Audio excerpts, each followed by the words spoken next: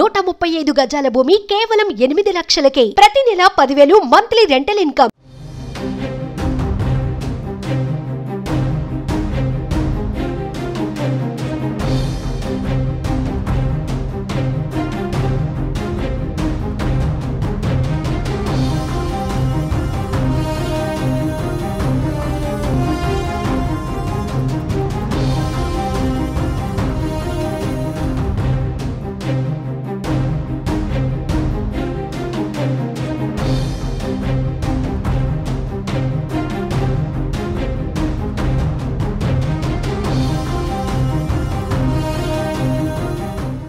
AP మాజీ CM YS Jagan హైకోర్టును ఆశ్రయించారు. తనకు ప్రాణహాని ఉందంటూ సెక్యూరిటీ కల్పించాలని హైకోర్టులో పిటిషన్ దాఖలు చేశారు.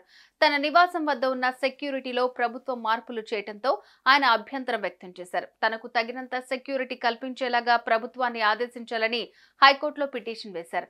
ఈ పిటిషన్ను స్వీకరించిన కోర్టు ధర్మాసనం మరో 2 రోజుల్లో విచారణ చేపట్టే అవకాశం ఉందని తెలుస్తోంది. గతంలో తనకున్న సెక్యూరిటీని కొనసాగించేలాగా కోర్టు ఆదేశాలు జారీ చేయాలని వైఎస్ జగన్ పిటిషన్లో కోరారు.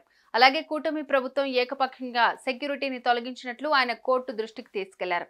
అలాగే తనకున్న ప్రాణహాని అంశాన్ని పరిశీలించకుండా ప్రభుత్వం ఏకపక్షంగా వ్యవహరించిందని తెలిపారు.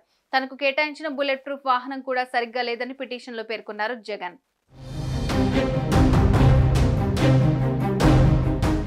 ఏపీలో జరిగిన సార్వత్రిక ఎన్నికల్లో కూటమి ప్రభుత్వం అధికారంలోకి వచ్చింది. వైసీపీ ఘోర ఓటమి పాలైంది. దీంతో కూటమి ప్రభుత్వం ఏర్పడింది. సీఎంగా చంద్రబాబు, డిప్యూటీ సీఎంగా పవన్ కళ్యాణ్ పాలన కొనసాగిస్తున్నారు. అయితే ఇటీవల కాలంలో మాజీ సీఎం జగన్ ఇంటి వద్ద సెక్యూరిటీని తొలగించారు. జగన్ ముఖ్యమంత్రిగా ఉన్న సమయంలో తాడేపల్లిలో ఆయన ఇంటి వద్ద హై సెక్యూరిటీ ఉండేది.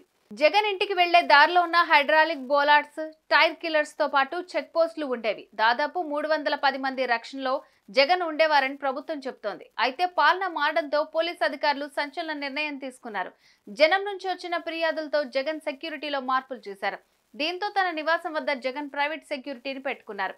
ఈ పరిణామాలపై ఆగ్రహం వ్యక్తం చేసిన జగన్ తన ఇంటి వద్ద సెక్యూరిటీ తగ్గించడాన్ని హైకోర్టులో సవాల్ చేశారు.